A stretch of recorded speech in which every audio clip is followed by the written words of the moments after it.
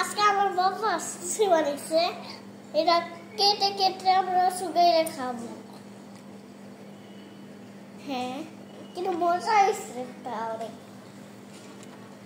আমি আমি আজ কখনো একটু রেস্টুরেন্টে যাবো না, আমি জাস্ট বাসা বানাবো।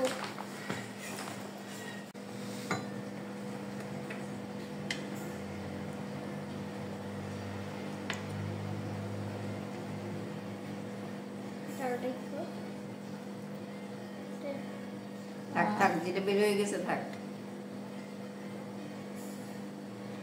এই যে একটা চিকেন নুডলস। আচ্ছা ঠিক আছে, ওরা ওইভাবে খায়। টোটো করছি। হ্যাঁ টোটো বাটো।